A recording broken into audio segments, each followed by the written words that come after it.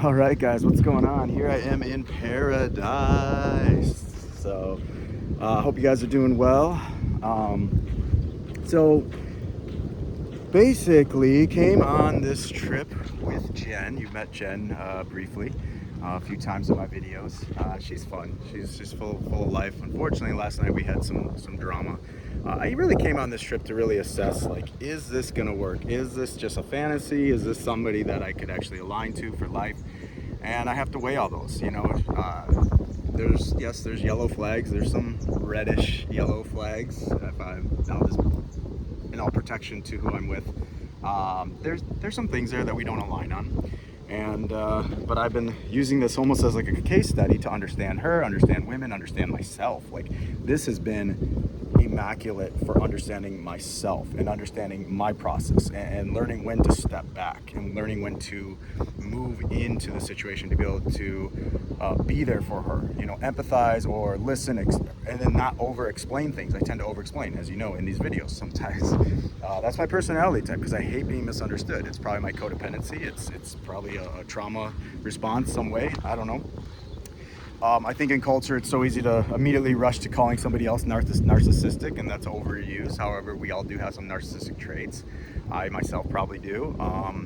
Yeah, I do have some self-centeredness, but I've also noticed I tend to attract very self-centered women that tend to make everything about them. And so I'm not saying that about Jen necessarily. Just maybe some misunderstandings and maybe cultural differences. So all that to say is we had a little bit of a disagreement in public last night. I don't feel like our voices got raised. However, in the moment, it doesn't matter if they weren't raised, emotions got raised. Therefore, it sounds like somebody's yelling, and I'm trying to smooth it over. Just I use a lot of advice from a friend to basically calm me down in the moment, say, hey, can you give me some feedback on this? This is what just happened. And it kind of just, they walk me through the patterns. They walk me through the patterns of what's really going on below the surface. They're very deep into psychology, so it really helps. I'm going to keep that source anonymous for right now. Maybe one day I'll reveal who he is, but, oops. Anyways, but yeah, so it helps me process it to be able to kind of just get it all out.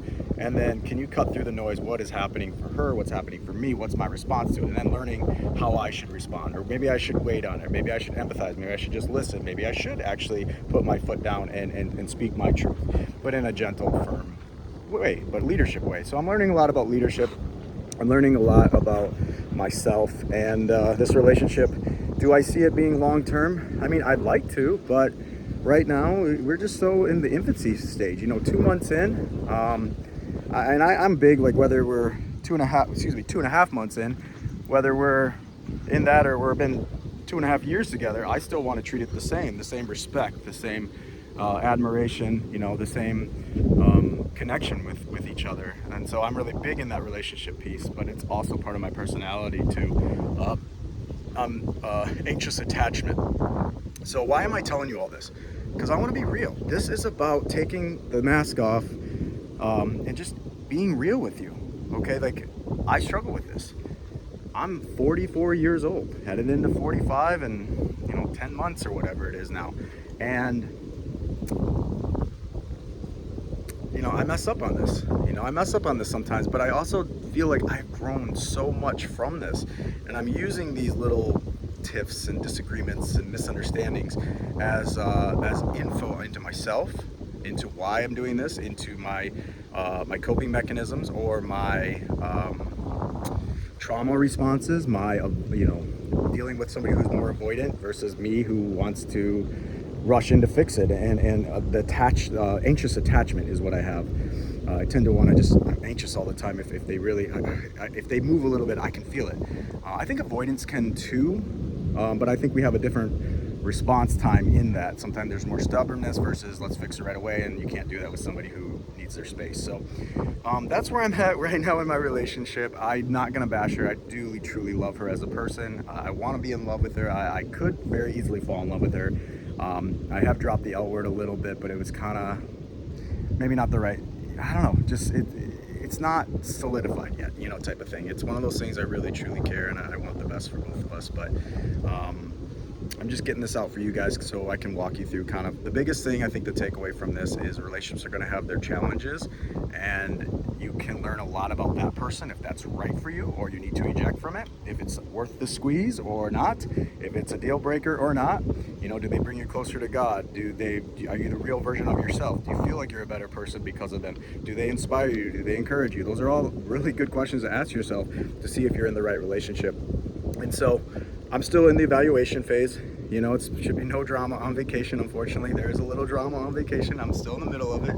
I'm giving her space right now. I'm out for a walk. It happened last night, but I'll wrap this up simply just to say is I care deeply for her. I don't want to embarrass her. You know, Filipina pride and image is very important to them, and if you argue in public, that's a big no-no. Even if I don't think voices were really raised that much, but emotions were high. And then just giving her space, and then coming back with an apology, which I'll fire off here soon, just to try to make it all copacetic, and then let her come to me, and then stay in my masculine frame. I guess let's go another minute here. Big deal. If you're still with me, it's about staying in your masculine frame, but being gentle to her response, being empathetic, and learning about myself of where I need to shut up and just listen and empathize, or give distance because they're acting a certain way that you don't agree with. Not to avoid them, but if you learn different personality styles, you learn they respond to how you react or how you don't react. And even not reacting is a reaction. So it's one of those things I'm learning, and this is like textbook learning. This is like psychology 101, maybe 201, maybe a relationship 401 or something. But it's been a real big process, not into just understanding Jen in the relationship, but understanding myself. And I think that's where I'm taking out of this. Whether this is just a training ground, testing ground for something new, I'm here for it. I'm here to learn and be a student of a life, and so I can teach it out one day. All right, guys, thanks for listening.